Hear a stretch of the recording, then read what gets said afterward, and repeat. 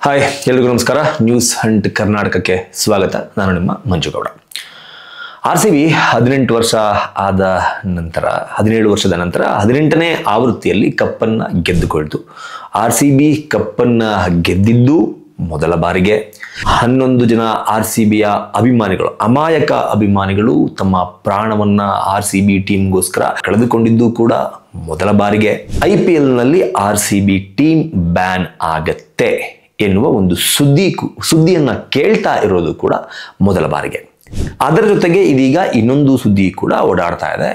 IPL ಫ್ರಾಂಚೈಸಿಗಳಲ್ಲಿ RCB franchise ಏನಿದೆ, ಇದರ ಮಾಲೀಕರು ಈ ತಂಡವನ್ನ ಕಂಪ್ಲೀಟ್ ಆಗಿ ಸೇಲ್ ಮಾಡಿ ಬಿಡಬೇಕು ಎನ್ನುವ ಒಂದು ನಿರ್ಧಾರಕ್ಕೆ ಬಂದಿದ್ದಾರೆ ಎನ್ನುವ ಸುದ್ದಿ ರಾಷ್ಟ್ರೀಯ ಮಾಧ್ಯಮಗಳಲ್ಲಿ ಓಡಾಡ್ತಾ ಇದೆ. ಹೌದು, ಏನಿದು ಸ್ಟೋರಿ ಅನ್ನೋದನ್ನ ನೋಡೋದಾದ್ರೆ ನಾವು ಗಮನಿಸಬಹುದು. 18ನೇ ಆವೃತ್ತಿಯಲ್ಲಿ 17 ವರ್ಷಗಳ ಬಳಿಕ RCB ತಂಡ ಕಪ್ಪನ್ನ ಗೆದ್ದುಕೊಂಡಿತ್ತು. ಅದರ ಸಂಭ್ರಮಾಚರಣೆಗೆ ಬೆಂಗಳೂರಿಗೆ ಬಂದಂತ ಸಂದರ್ಭದಲ್ಲಿ ಯಾರ ತಪ್ಪಿನಿಂದ ಆದಂತಹ ಈ ಘಟನೆ ಕೇಸ್ ಇನ್ನು ಕೋರ್ಟ್ನಲ್ಲಿದೆ. ಕೋರ್ಟ್ನಲ್ಲಿ ವಿಚಾರಣೆ ಆರಂಭ ಕೂಡ ಆಗಿದೆ. ಈ ಫೈನಲ್ ಆಗಿ ಒಂದು ಜಡ್ಜ್ಮೆಂಟ್ ಬಂದಾಗ ಯಾರ ಮಿಸ್ಟೇಕ್ ಇದು ಅನ್ನೋದು ಗೊತ್ತಾಗುತ್ತೆ. ಆದ್ರೆ ಆದಂತಹ ಮಿಸ್ಟೇಕ್ನಲ್ಲಿ ಸೆಲೆಬ್ರೇಷನ್ಗೆ ಅಂತ ಸೇರಿದಂತಹ ಲಕ್ಷಾಂತರ ಜನರಲ್ಲಿ 11 ಜನ RCB ಅಭಿಮಾನಿಗಳು ತಮ್ಮ ಪ್ರಾಣವನ್ನ ಕಳೆದುಕೊಂಡಿದ್ರು.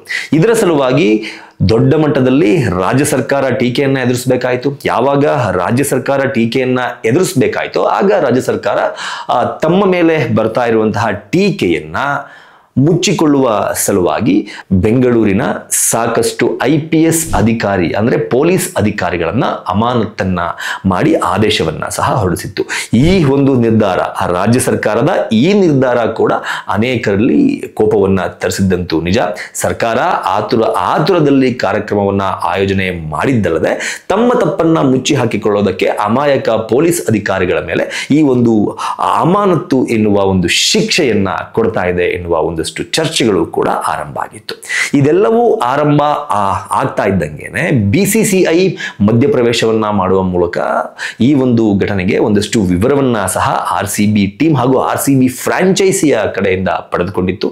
ಯಾಕಪ್ಪ ಅಂತಂದ್ರೆ ಇಲ್ಲಿಯವರೆಗೂ IPL ಅಂತಂದ್ಮೇಲೆ ಸಾಕಷ್ಟು ಕಪ್ಪು ಚುಕ್ಕೆ ಇತ್ತು. ಆದ್ರೆ ಈ ತರಹದ ಒಂದು ದೊಡ್ಡ ಮಟ್ಟದ ಸಾವು ನೋವು IPL ಇತಿಹಾಸದಲ್ಲೇ ಆಗಿರಲಿಲ್ಲ. ಹಾಗಾಗಿ BCCI ಕೂಡ ಇದು ನಮಗೆ BCCIಗೂ ಕೂಡ ಒಂದು ಕಪ್ಪು ಚುಕ್ಕೆ ಆಗಬಹುದು ಎನ್ನುವ ಕಾರಣಕ್ಕೆ ಈ ಒಂದು ಘಟನೆಗೆ ಸಂಬಂಧಪಟ್ಟಂತೆ ಒಂದು ಕ್ರಮವನ್ನ ತೆಗೆದುಕೊಳ್ಳುವ ನಿಟ್ಟಿನಲ್ಲಿ ಸಾಕಷ್ಟು ವರದಿಗಳನ್ನು ಸಹ RCB ಫ್ರಾಂಚೈಸಿ ಕಡೆಯಿಂದ ತರಿಸಿಕೊಂಡಿತ್ತು. ಯಾವಾಗ BCCI ಈ ಒಂದು ಕ್ರಮಕ್ಕೆ ಮುಂದಾಯಿತೋ ಆಗ RCBಯ ಫ್ರಾಂಚೈಸಿಗಳು ಸಿಕ್ಕಾಪಟ್ಟೆ ಭಯಗೊಂಡಿದ್ದಾರೆ ಎನ್ನುವ ಸುದ್ದಿ ಕೂಡ ಓಡಾಡ್ತು. ಯಾಕಪ್ಪ ಅಂತಂದ್ರೆ RCB ಫ್ರಾಂಚೈಸಿ ಕಡೆಯಿಂದನೇ ಈ ರೀತಿಯ ಒಂದಷ್ಟು ತಪ್ಪುಗಳು ಎಡವಟ್ಟುಗಳು ಆಗಿದೆ ಎನ್ನುವ ನಂಬಿಕೆಯ ಆಧಾರದ ಮೇಲೆ BCCI ಮುಂಬರುವ ಸೀಸನ್ 2026ರ ಸೀಸನ್ನಲ್ಲಿ IPL ಒಂದು ಪಂದ್ಯಾವಳಿಗಳಲ್ಲಿ RCB ಟೀಮನ್ನ ಬ್ಯಾನ್ ಮಾಡಬೇಕು ಎನ್ನುವ ಒಂದು ಚರ್ಚೆಯನ್ನ ಮಾಡ್ತಾ ಇದೆ ಎನ್ನುವ ಸುದ್ದಿ ಕಳೆದ 2-3 ದಿನಗಳಿಂದ ಓಡಾಡ್ತಾ ಇದೆ. ಈ ಸುದ್ದಿಗೆ ಪುಷ್ಟಿ ಕೊಡುವಂತೆ ಇದೀಗ RCB ತಂಡದ ಮಾಲೀಕರು ಸಹ RCB ತಂಡವನ್ನ ಕಂಪ್ಲೀಟ್ ಆಗಿ ಮಾರ್ಬಿಡೋಣ, ಇದರ ಸಹವಾಸನೆ ಬೇಡ, ಯಾಕೆ ಬೇಕು ಎನ್ನುವ ನಿರ್ಧಾರಕ್ಕೆ RCBಯ ಓನರ್ಗಳು ಬಂದಿರುವ ಹಾಗೆ ಕಾಣ್ತಾ ಇದೆ. ಇದರ ಜೊತೆಗೆ IPL ನಲ್ಲಿ ತಂಡಗಳು ಬ್ಯಾನ್ ಆಗ್ತಾ ಇರೋದು ಇದೇ ಮೊದಲಲ್ಲ. ಸಾಕಷ್ಟು ಕಾರಣಗಳಿಗೆ ಸಾಕಷ್ಟು ತಂಡಗಳು ಈಗ ಆಲ್ರೆಡಿ IPL ನಲ್ಲಿ ಬ್ಯಾನ್ ಆಗಿದೆ. ಯಾವೆಲ್ಲ ತಂಡಗಳು ಬ್ಯಾನ್ ಆಗಿದೆ, ಯಾವ ಕಾರಣಕ್ಕೆ ಬ್ಯಾನ್ ಆಗಿದೆ ಅನ್ನೋದನ್ನ ನಾನು ಹೇಳ್ತಾ ಹೋಗ್ತೀನಿ.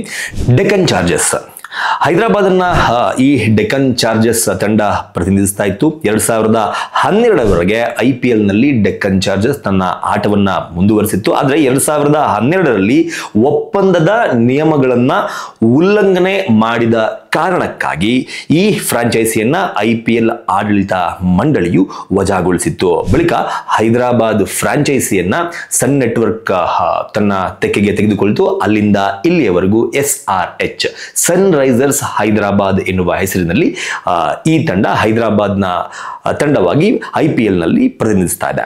ಇನ್ನು 2011ರಲ್ಲಿ ಪರಿಚಯಿಸಲಾದ ಕೊಚ್ಚಿ ಟಸ್ಕರ್ಸ್ ಕೇರಳದ ತಂಡ ಇದಾಗಿತ್ತು. ಈ ಆವೃತ್ತಿಯಲ್ಲಿ ಫ್ರಾಂಚೈಸ್ ಶುಲ್ಕದ ಭಾಗವಾಗಿರುವ 10% ಹಣವನ್ನ ಬ್ಯಾಂಕ್ನಲ್ಲಿ ಗ್ಯಾರಂಟಿ ರೂಪದಲ್ಲಿ ಪಾವತಿ ಮಾಡುವಲ್ಲಿ ಈ ಕೊಚ್ಚಿ ಟಸ್ಕರ್ಸ್ ಕೇರಳ ತಂಡದ ಮಾಲೀಕರು ವಿಫಲ ಆದ ಕಾರಣಕ್ಕೆ ಕೊಚ್ಚಿ ಅಂದ್ರೆ ಕೇರಳದ ಈ ತಂಡವನ್ನ ಸಹ IPL ನಿಂದ ಬ್ಯಾನ್ ಮಾಡಲಾಯಿತು. ಅದಾದ ನಂತರ 2011ರಲ್ಲಿ ಪುಣೆ ವಾರಿಯರ್ಸ್ ಇಂಡಿಯಾ ಕೂಡ ಎಂಟ್ರಿ ಆಗಿತ್ತು IPLಗೆ. 2011ರಲ್ಲಿ ಸಹಾರಾ ಗ್ರೂಪ್ ಸ್ಪೋರ್ಟ್ಸ್ ಲಿಮಿಟೆಡ್ ಒಡೆತನದಲ್ಲಿ ಈ ಫ್ರಾಂಚೈಸಿ 2013ರಲ್ಲಿ ಹಣಕಾಸಿನ ಸಮಸ್ಯೆಯನ್ನ ಎದುರಿಸಿತ್ತು. ಹಾಗಾಗಿ ಈ ಒಂದು ಫ್ರಾಂಚೈಸಿಗೆ ಅಂದ್ರೆ ಈ ತಂಡದ ಮಾಲೀಕರಿಗೆ ಈ ತಂಡವನ್ನ ಮುನ್ನಡೆಸುವ ಶಕ್ತಿ ಇಲ್ಲ ಎನ್ನುವ ಕಾರಣಕ್ಕಾಗಿ ಈ ತಂಡವನ್ನ ಸಹ IPL ನಿಂದ ಬ್ಯಾನ್ ಮಾಡಲಾಗಿತ್ತು 2013ರಲ್ಲಿ. ಇನ್ನು 2016ರಲ್ಲಿ ಚೆನ್ನೈ ಸೂಪರ್ ಕಿಂಗ್ಸ್ ಹಾಗೂ ರಾಜಸ್ಥಾನ್ ರಾಯಲ್ಸ್ IPL ನಿಂದ ಮ್ಯಾಚ್ ಫಿಕ್ಸಿಂಗ್ ನ ಆರೋಪವನ್ನ ಹೊತ್ತು ಅಮಾನತುಗೊಂಡಿದ್ದು. ಆಲ್ಮೋಸ್ಟ್ 1 ರಿಂದ 2 ವರ್ಷಗಳ ಕಾಲ ಈ ಅಮಾನತು ಇತ್ತು. ಆ ಸಂದರ್ಭದಲ್ಲಿ ಗುಜರಾತ್ ಲಯನ್ಸ್ ಎನ್ನುವ ತಂಡವನ್ನ ಸಹ IPL ಫ್ರಾಂಚೈಸಿಗೆ ಪರಿಚಯ ಮಾಡಲಾಗಿತ್ತು. ಆದರೆ ಯಾವಾಗ ಈ ಒಂದು ಬ್ಯಾನ್ ನ ಅವಧಿ ಮುಕ್ತಾಯ ಆಯಿತು 2 ವರ್ಷಗಳ ನಂತರ, ಅದಾದ ಬಳಿಕ ಮತ್ತೆ CSK ತಂಡ ವಾಪಸ್ ಆಯಿತು. ಗುಜರಾತ್ ಲಯನ್ಸ್ ತಂಡವನ್ನ ಮತ್ತೆ IPL ಫ್ರಾಂಚೈಸಿಯಿಂದ ಹೊರಗಡೆ ಇಡಲಾಯಿತು. ಹೀಗೆ ಸಾಕಷ್ಟು ಕಾರಣಗಳಿಂದಾಗಿ ಈಗ ಆಲ್ರೆಡಿ ಸಾಕಷ್ಟು ಈ ಹಿಂದಿನ IPL ಫ್ರಾಂಚೈಸಿಗಳು IPL ನಿಂದ ಬ್ಯಾನ್ ಆಗಿದ್ದು ಆಗಿದೆ. ಆದರೆ ಈ ರೀತಿಯ ಕಾರಣ ನೀಡಿ ಅಭಿಮಾನಿಗಳ ಸಾವಿಗೆ ಒಂದು ಟೀಮ್ನ ಫ್ರಾಂಚೈಸಿ ಕಾರಣ, ಟೀಮ್ನ ಆಟಗಾರರ ಕಾರಣ ಎನ್ನುವ ಕಾರಣಕ್ಕಾಗಿ BCCI ಏನಾದರೂ IPL ನಿಂದ RCBಯನ್ನ ಬ್ಯಾನ್ ಮಾಡಿದ್ದೆ ಆದರೆ ದೊಡ್ಡ ಮಟ್ಟದ ನಷ್ಟವನ್ನ BCCI ಕೂಡ ಅನುಭವಿಸಬೇಕಾಗತ್ತೆ. ಅದರ ಜೊತೆಗೆ RCBಯ ಓನರ್ಗಳು ಕೂಡ ಅನುಭವಿಸಬೇಕಾದ ಸ್ಥಿತಿ ಎದುರಾಗುತ್ತೆ. ಇದೇ ಕಾರಣಕ್ಕಾಗಿ ಇದೀಗ RCBಯ ಓನರ್ಗಳು RCBಯ ತಂಡವನ್ನ ಬೇರೊಬ್ಬರಿಗೆ ಮಾರಾಟ ಮಾಡೋದಕ್ಕೆ ಮುಂದಾಗಿದೆ ಎನ್ನುವ ಸುದ್ದಿಗಳು ಓಡಾಡ್ತಾ ಇದೆ. ಅಟ್ ಪ್ರೆಸೆಂಟ್ RCBಯ ಮಾಲೀಕತ್ವ ಹೊಂದಿರುವಂತಹ ಯುನೈಟೆಡ್ ಸ್ಪಿರಿಟ್ಸ್ ನ ಪೋಷಕ ಸಂಸ್ಥೆ Diageo IPL ತಂಡವನ್ನ ಅಂದ್ರೆ ತನ್ನ IPL RCB ತಂಡದ ಕಂಪ್ಲೀಟ್ ಸ್ಟೇಕ್ಸ್ ಅನ್ನ ಮಾರಾಟ ಮಾಡಲು ನಿರ್ಧಾರ ಮಾಡಿದೆ. ಅಂದ್ರೆ ಬ್ಯಾಕ್ ಟು ಬ್ಯಾಕ್ ಅದರ ಸದಸ್ಯರುಗಳ ಜೊತೆಗೆ ಮೀಟಿಂಗ್ ಅನ್ನ ನಡೆಸ್ತಾ ಇದೆ ಅನ್ನುವ ಇನ್ಫಾರ್ಮೇಶನ್ ಕೂಡ ಇದೆ. ಈ ಒಂದು IPL ತಂಡವನ್ನ ಮಾರಾಟ ಮಾಡೋದಕ್ಕೆ ಪ್ರೆಸೆಂಟ್ ಇರುವಂತಹ ಓನರ್ಗಳು ಇಟ್ಟಿರುವಂತಹ ಬೇಡಿಕೆಯ ಮೊತ್ತ ಕೇಳಿದ್ರೆ ನೀವು ನಿಜವಾಗ್ಲೂ ಶಾಕ್ ಆಗ್ತೀರಾ. 16,800 ಕೋಟಿಗೂ ಅಧಿಕ, ಹತ್ತಿರ 17,000 ಕೋಟಿಗೆ RCB ತಂಡವನ್ನ ಮಾರಾಟ ಮಾಡೋದಕ್ಕೆ ಪ್ರಸ್ತುತ ಇರುವಂತಹ RCBಯ ಓನರ್ಗಳು ಚಿಂತನೆ ಹಾಗೂ ಡಿಸ್ಕಷನ್ ಅನ್ನ ನಡೆಸ್ತಾ ಇದ್ದಾರೆ ಅನ್ನೋದು ಗೊತ್ತಾಗಿದೆ.